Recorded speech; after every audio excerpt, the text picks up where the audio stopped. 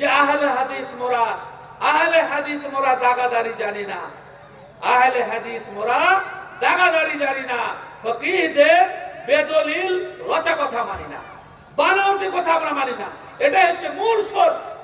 ভাই সকল, এক কবি বলেছেন, শক্তি সিন্ধু মাঝে রহিয়াও শক্তি পেল না যে, শক্তি সিন্ধু মাঝে রহিয়াও শক্তি পেল না যে, মরিবার বহু পূর্বে জানিও মরিয়া গিয়াছে সে। আজকে আমার আলোচনার বিষয়বস্তু হচ্ছে আহলে হাদিস সমাজ এবং সোসাইটির ইতিবৃত্ত। এত মানুষের মধ্যে আমরা কেন আহলে হাদিস, কিসের জন্য আমরা একটা ক্ষুদ্র গোষ্ঠী, ভারতবর্ষের মুসলিম জনসংখ্যা, মুসলিম নামধারী জনসংখ্যার তুলনায় আহলে হাদিসদের তুলনা করতে গেলে দেখা যাবে যে আমরা সংখ্যা অত্যন্ত কম। এত সত্ত্বেও আমরা নতুন নাম একটা আহলুল হাদিস কেন আমরা গ্রহণ করেছি এবং আমাদেরকে বিপক্ষের আহলে হাদিস বলে কেন জানে, সেটা আমাদের যাদের জানা নাই, তারা তাদের পদে পদে বিভিন্ন ভাবে তাদের পদস্খলন ঘটছে এবং নিজের চলমান জীবনে বহু কিছু ভুল করে বসছেন। সেজন্য আমাদের জানা দরকার যে আমাদের নাম কেন আহলুল হাদিস। আল্লাহ রাব্বুল আলামিন কোরআন মাজিদের মধ্যে আমাদের নাম রেখেছেন মুসলিম, ওয়া সাম্মাকুমুল মুসলিমিন। আল্লাহ তাআলা তোমাদের নাম মুসলিম রেখেছেন। আমাদের দ্বীনের নাম হচ্ছে ইসলাম, আর যারা ইসলামকে অনুসরণ করে তারা মুসলিম, আর মুসলিমের বহুবচন হচ্ছে মুসলিমিন। হ্যাঁ, মুসলিমুন, মুসলিমিন। ওয়ালা তামুতুন্না ইল্লা ওয়া আনতুম মুসলিমুন। আল্লাহ রাব্বুল আলামিন এই নাম দেওয়ার পরে পরবর্তী জীবনে ক্রমান্বয়ে কত রকমের নাম আপনি পৃথিবীর বুকে শুনতে পাচ্ছেন। হানাফি, শাফিঈ, মালিকি, হাম্বলি, মাতুরিদি, আশারি, নকশবন্দি, চিশতি, বেরেলভি, দেওবন্দি, বাউল, কত রকম নাম, তার হিসাব কিতাব নাই। আল্লাহ রাব্বুল আলামিন কোরআন মাজিদে পরিষ্কার ভাবে বলেছেন যে কুল্লু হিজবিন বিমা লাদাইহিম ফারিহুন। প্রত্যেকে একটা দল তৈরি করে নিয়ে, নিজের দল এবং মত নিয়ে তারা আনন্দিত এবং তারা ভাবছে যে এর মাধ্যমেই আমরা মুক্তি পেয়ে যাব। ব্রাদার ইসলাম, আল্লাহ রাব্বুল আলামিন নবী মুহাম্মদ সাল্লাল্লাহু আলাইহি ওয়াসাল্লাম কে যে দ্বীন দিয়েছিলেন, সে দ্বীন সম্পর্কে, সে শরীয়ত সম্পর্কে, সে কোরআন সম্পর্কে সূরা আল্লাহ তাআলা সূরা হামিম সাজদাতে পরিষ্কার ভাষায় বলছেন, লা ইয়াতিহিল বাতিল মিন বাইনি ইয়াদাইহি ওয়া মিন খালফিহি তানজিলুম মিন হাকিমিন হামিদ। এই বিধানের অগ্রপশ্চাতে কোনো প্রকার বাতিলের সংক্রমণের কোনো সম্ভাবনা নাই, মহান আল্লাহ রাব্বুল আলামিনের পক্ষ থেকে অবতীর্ণ হওয়া। আল্লাহ রাব্বুল আলামিন এই কোরআন মাজিদকে সুরক্ষিত রাখার জন্য নিজে অঙ্গীকার করেছেন। সূরা হিজরে তিনি পরিষ্কার ভাষায় বলছেন, ইন্না নাহনু নাযালনা যিকরা ওয়া ইন্না লাহু লাহাফিজুন। কোরআন মাজিদ আমি অবতীর্ণ করেছি, যিকর আমি অবতীর্ণ করেছি, এবং এর সুরক্ষিত রাখার দায়িত্ব আমার। আল্লাহ কোরআন শুধু স্বতন্ত্র কোরআন নয়, কোরআনের ব্যাখ্যা সম্বলিত সহিহ হাদিস হচ্ছে কোরআন মাজিদের অংশ। আল্লাহ তাআলা কোরআন মাজিদে নবী মুহাম্মদ সাল্লাল্লাহু আলাইহি ওয়াসাল্লামকে বলছেন, লা তুহাররিক লিসানাকা লিতা'জালা বিক ইন্না আলাইনা জামআহু ওয়া কুরআনা ফাইযা ক্বরা'নাহু ফাত্তাবি' কুরআনা সুম্মা ইন্না আলাইনা বায়ানা। আল্লাহ রাব্বুল আলামিন বলেন, কোরআন মাজিদ পড়ার সময় তুমি দ্রুততার সাথে মুখস্থ করো না, কেননা তোমার অন্তরে সেটাকে সুরক্ষিত রাখার এবং এর ব্যাখ্যা শেখানোর দায়িত্ব আমার। আল্লাহ রাসূল সাল্লাল্লাহু আলাইহি ওয়াসাল্লাম সাহাবীদের সামনে এর ব্যাখ্যা শুনিয়েছেন, কিন্তু অনেকের কাছে এই জিনিসটা সহ্য হলো না। পরবর্তীতে কোরআন এবং শরীয়তকে বোঝার জন্য সাহাবায়ে কেরামদের আদর্শের পরিপন্থী এমন কিছু নীতি গ্রহণ করা হলো যেখানে তারা তাদের দৃষ্টিতে বড় আলিম, বড় পণ্ডিত, তাকে নিজের কোরআন হাদিস বুঝার জন্য তাকে মাধ্যম হিসাবে গ্রহণ করলেন। ফলস্বরূপ মূল আদর্শ থেকে বিচ্যুত হলো। সাহাবায়ে কেরাম যে আদর্শের উপরে ছিলেন তার থেকে দূরে সরে গেল। এমনি করতে করতে করতে করতে করতে আজকে মুসলিম উম্মাহ ইবনে মাজাহ সহিহ হাদিস অনুযায়ী রাসূল করিম সাল্লাল্লাহু আলাইহি ওয়াসাল্লাম বলেছেন যে আমার বনি ইসরাঈলরা ৭৩ ভাগে ভাগ হয়েছিল, আর আমার ৭২ ভাগে ভাগ হয়েছিল, আর আমার উম্মত ৭৩ ভাগে ভাগ হবে। ৭২ ভাগই জাহান্নামে, এক ভাগ জান্নাতে। তার পদ্ধতি আল্লাহ সাল্লাল্লাহু আলাইহি ওয়াসাল্লাম তার পরিচিতি নিজে স্পষ্ট করেছেন হাদিসে, মা আনা আলাইহি ওয়া আসহাবি আল-আন, আমি এবং আমার সাহাবী এখন বর্তমান সময়ে আল্লাহ সাল্লাল্লাহু আলাইহি ওয়াসাল্লামের উপস্থিতিতে যে আদর্শের উপরে ছিলেন, সেই মত এবং আদর্শকে যারা মেনে নেবে তারাই হচ্ছে মুক্তিপ্রাপ্ত দল এবং নাজাত প্রাপ্ত।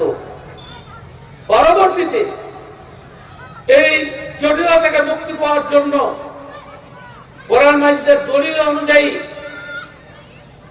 সাহাবায়ে কেরাম হচ্ছেন আমাদের মানদণ্ড ইসলামকে বোঝার জন্য। আল্লাহ রাব্বুল আলামিন কোরআন মাজিদ সূরা বাকারা 137 নম্বর আয়াতে বলেন, ফাইন আমানু বিমিসলি মা আমানতু বিহি ফাকাদ ইহতাদাউ ওয়া ইন তাওয়াল্লাউ ফাইন্নাহুম ফি শিকাক ফাসায়াকফিকুহুমুল্লাহু ওয়া হুয়াস সামিউল আলিম। পরবর্তী লোকেরা যদি তোমাদের মতো অর্থাৎ সাহাবীদের মতো ঈমান নিয়ে আসে তাহলে তারা হেদায়েত প্রাপ্ত, আর যদি তার উল্টোটা হয় তাহলে তাদের মধ্যে দ্বন্দ্ব লেগে যাবে। সাহাবায়ে কেরামের মানহাজ, সাহাবায়ে কেরামের নীতি, সাহাবায়ে কেরামের আদর্শ কি ছিল সেটা আমাদেরকে অবশ্যই জানা দরকার। সাহাবায়ে কেরামের আদর্শ ছিল একটাই, যে দলিল পেলে তারা সঙ্গে সঙ্গে যত বড় বিবাদ হোক না কেন সেখানে তারা সারেন্ডার করে যেতেন। ভাই সকল, আল্লাহ সাল্লাল্লাহু আলাইহি ওয়াসাল্লাম যতদিন জীবিত ছিলেন তার যত কোনো ঝামেলা হতো সঙ্গে সঙ্গে আল্লাহ সাল্লাল্লাহু আলাইহি ওয়াসাল্লাম তার মীমাংসা করতেন, ঝামেলা মিটে যেত। কিন্তু আল্লাহ সাল্লাল্লাহু আলাইহি ওয়াসাল্লামের দুনিয়া থেকে চলে যাওয়ার পরে পরে যে সমস্ত বিবাদ শুরু হয়েছিল, সাহাবায়ে কেরাম তার থেকে কিভাবে সেগুলোকে সমাধান করেছিলেন সেগুলোর সংক্ষিপ্ত আপনাদের কিছু ঘটনা শোনাই অল্প কিছু করার জন্য। আল্লাহ তাআলা কোরআন মাজিদে স্পষ্ট করছেন, ফাইন তানাযাআতুম ফি শাইইন ফারুদ্দুহু ইলাল্লাহি ওয়ার রাসূল, ঝগড়া বিবাদ হলে আল্লাহ এবং আল্লাহ রাসূলের কথা অনুযায়ী, দলিল অনুযায়ী তোমরা ফয়সালা করো। যালিকা খায়রু ওয়া আহসানু তা'ওয়িলা, এটা হচ্ছে কল্যাণকর এবং পরিণামের দিক থেকে অত্যন্ত উত্তম। আল্লাহ রাসূল মারা গেলেন, আল্লাহ রাসূল সাল্লাল্লাহু আলাইহি ওয়াসাল্লাম মারা গেলেন, আর সঙ্গে সঙ্গে আবু বকর ওমরের মতো লোক তিনি পরিষ্কার ঘোষণা দিলেন যে আল্লাহ রাসূল মারা যেতে পারেন না।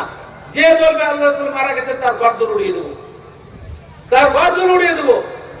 আবু বকর রাদিয়াল্লাহু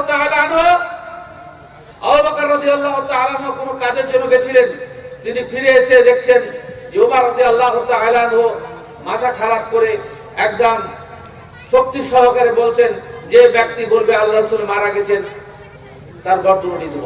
আবু বকর রাদিয়াল্লাহু তাআলা আনহু আল্লাহ রাসূল সাল্লাল্লাহু আলাইহি ওয়াসাল্লাম হুজরাতে প্রবেশ করলেন, আয়েশার ঘরে প্রবেশ করলেন, মুখ থেকে কাপড়টা হটালেন, তিনি নিশ্চিত হতেন না আল্লাহ রাসূল মারা গেছেন, চুমু দিলেন, বাইরে বেরিয়ে শেষ সময় তিনি মন্তব্য করেছিলেন যে আল্লাহ রাব্বুল আলামিন প্রত্যেকটা জীবের জন্য যে মৃত্যু নির্ধারণ করে রেখেছে তার ব্যতিক্রম হবে না, আপনিও সেই মৃত্যুর স্বাদ গ্রহণ করেছেন।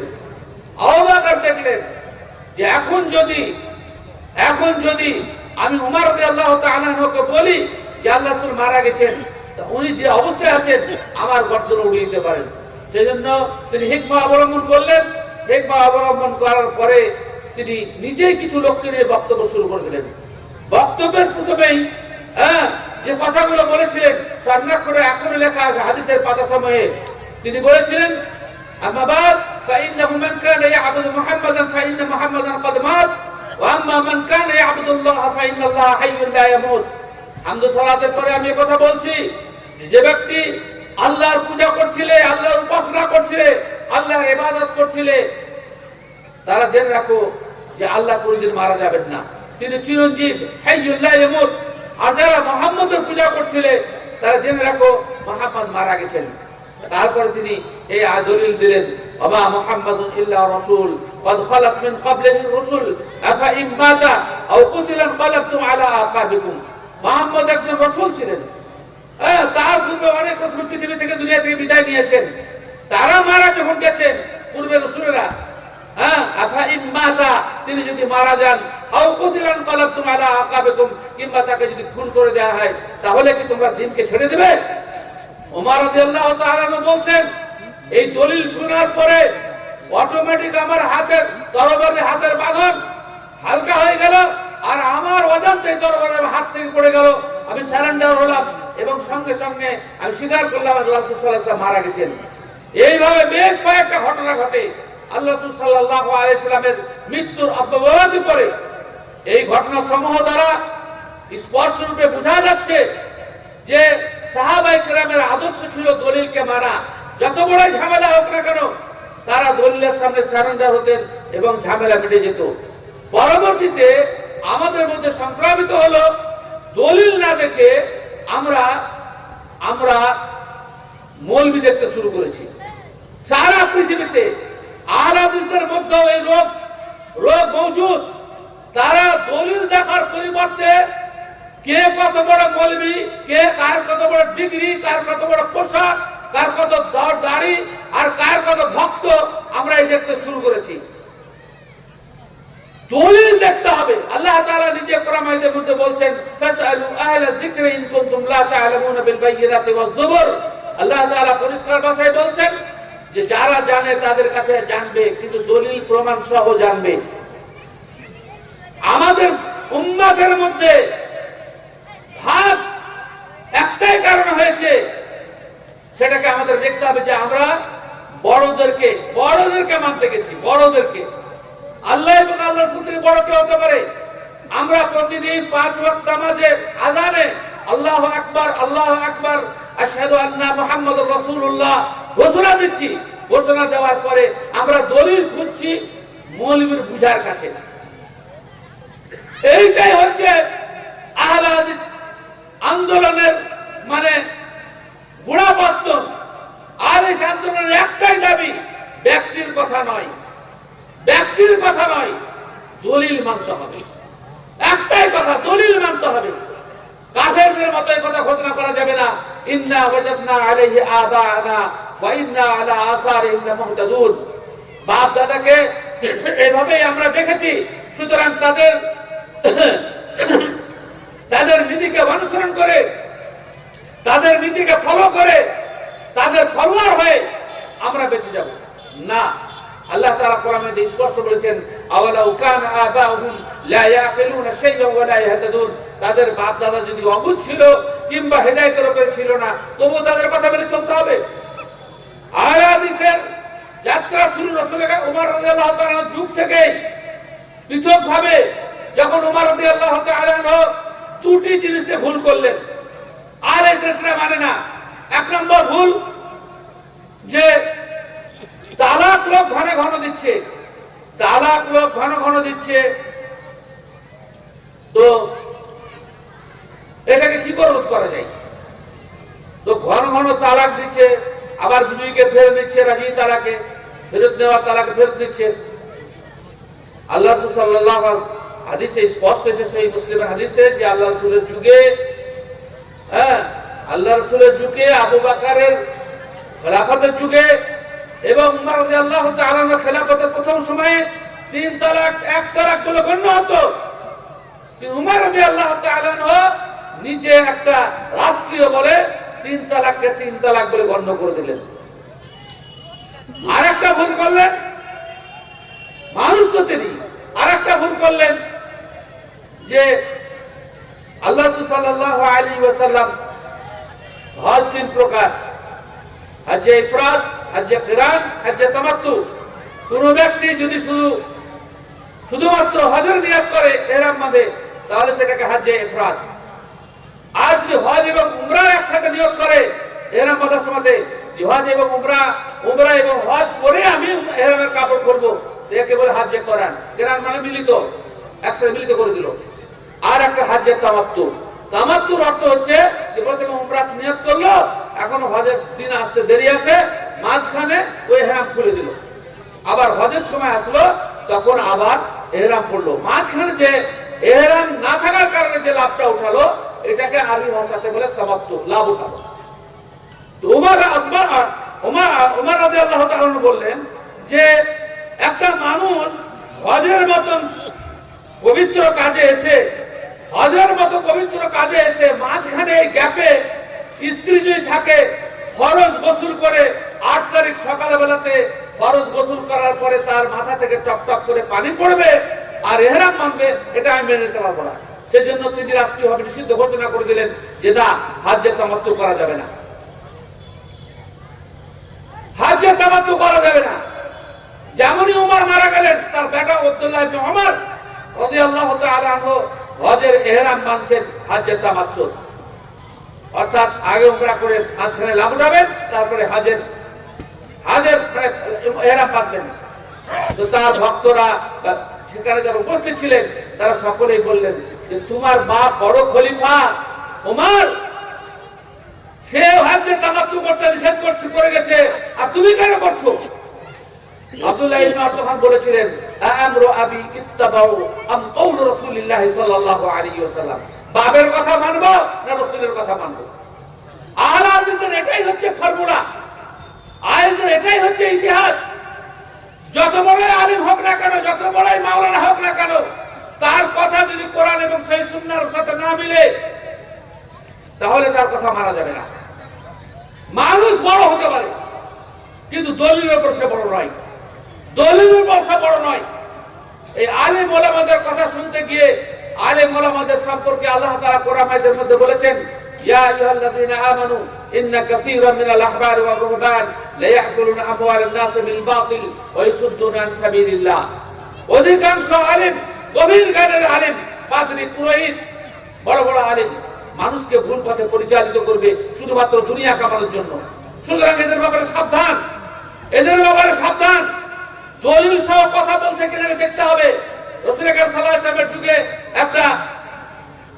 একটা বড় ঘটনা ঘটে গেল। সেটা হচ্ছে এই যে রাসূল আকরাম সাল্লাল্লাহু আলাইহি ওয়াসাল্লাম, একটা আল্লাহ তাআলা বিধান এলো যে কোন দাসী বিবাহ হয়েছে, ইও পরের আন্ডার আছে, এও পরের আন্ডার আছে, দাস বিয়ে হয়েছে। আল্লাহ তাআলা বিধান করলেন যে দাসী যদি আগে স্বাধীনতা প্রাপ্ত হয়, তাহলে সে অন্য কোন স্বাধীন পুরুষকে বিবাহ করতে পারে, তার দাস স্বামীকে প্রত্যাখ্যান করতে পারে, তালাক নিয়ে নিতে পারে। বারিরা নামক জনৈক মহিলা জীবনে ঘটে গেল, তিনি আগে স্বাধীনতা পেয়ে গেলেন। তার স্বামী মুগীরা বারিরা ঘোষণা করে দিলেন, মুগীস তা বারিরা ঘোষণা করে দিলেন যে আমি এই স্বামীর কাছে থাকবো না, আল্লাহ তাআলা আমাকে স্বাধীনতা দিয়েছে, আমি স্বাধীন পুরুষকে বিয়ে করব। গলিতে গলিতে কেঁদে বেড়াই, স্ত্রীর পিছনে গলি গলি কেঁদে বেড়াই যে তোমাকে আমি এতদিন ভালোবাসছি, আর তুমি আমার কাছে থাকবে না? তোমাকে আল্লাহ স্বাধীনতা দিয়েছে বলে আমার ভালোবাসা সব ভুলে গেলে? এত কান্না করছিল যে আল্লাহ সাল্লাল্লাহু আলাইহি ওয়াসাল্লাম তখন হস্তক্ষেপ করতে বাধ্য হলেন। তিনি বারিরাকে ডেকে বলছেন, মুগীসের ভালোবাসা তুমি দেখতে পাচ্ছ না? আল্লাহ তোমাকে স্বাধীনতা দিয়েছে ঠিকই, দাসের কাছে থাকা যাবে না এ কথা আল্লাহ বলেনি। তখন বারিরা কি বলছে জানেন? এলাকার জনগণের কাছে সব থেকে বড় দলিল মৌলবী সাহেবের ডিগ্রিতে বড় হবে না, দলিলে বড় হতে হবে। বারিরা বলছে রাসূল সাল্লাল্লাহু আলাইহি ওয়াসাল্লামকে যে আপনি শরীয়তের হুকুম শোনাচ্ছেন না আপনি অনুরোধ করছেন? একটা মহিলা বলছে, প্রশ্ন করছে রাসূল সাল্লাল্লাহু আলাইহি ওয়াসাল্লামকে যে আপনি শরীয়তের বিধান শোনাচ্ছেন, আল্লাহর হুকুম শোনাচ্ছেন যে মুগীসের কাছে থাকতে হবে, না আপনার অনুরোধ করছেন? বলে না, হুকুম যেটা সেটাই, আমি খালি অনুরোধ করছি মানুষ হিসাবে। বলে আপনার অনুরোধ মানলাম না, আল্লাহ আমাকে স্বাধীনতা দিয়েছে, আমি কোন স্বাধীন পুরুষকে বিয়ে করবো? তা দলিল আল্লাহ রাসূলের কাছে চার্জ করছে যে আপনি দলিলের কথা বলছেন না নিজের কথা বলছেন? ব্রাদার ইসলাম, সুতরাং আহলে হাদিস আন্দোলন, আহলে হাদিসের রীতিনীতির প্রথম ইতিহাস হচ্ছে, এটাই হচ্ছে মূল ভিত্তি যে আহলে হাদিস মোরা দাগাদারি জানি না, আহলে হাদিস মোরা দাগাদারি জানি না, ফকিহদের বেদলিল রচা কথা মানি না, বানাওটি কথা আমরা মানি না। এটাই হচ্ছে মূল সোর্স।